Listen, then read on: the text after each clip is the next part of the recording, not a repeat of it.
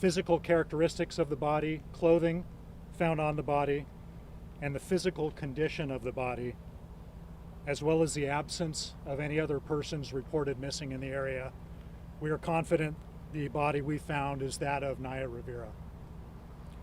She was found in a northeastern portion of the lake, near the surface of the water. The depth of the water in that area is between 35 and 60 feet deep, and there's heavy brush and trees on the lake bed there. As you can imagine, it has been an extremely difficult time for her family throughout this ordeal.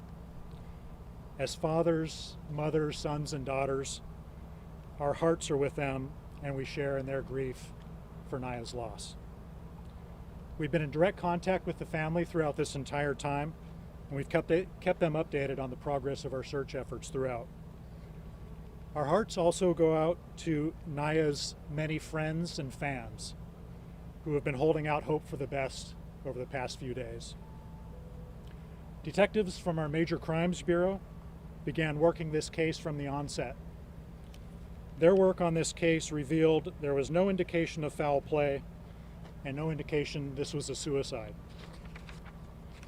Moving forward, Naya's body is being taken to the Ventura County Medical Examiner's Office in Ventura, where an autopsy will be performed and a positive identification will be made through the examination of dental records.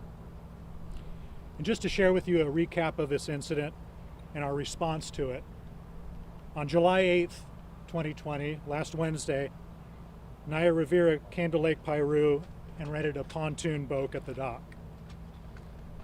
She and her 4-year-old son left the dock at approximately 1 p.m. and headed toward the northern portion of the lake.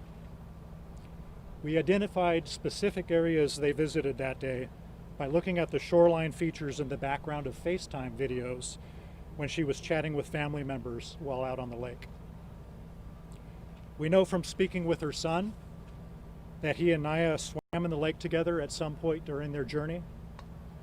It was during that time that her son described being helped into the boat by Naya, who boosted him onto the deck from behind.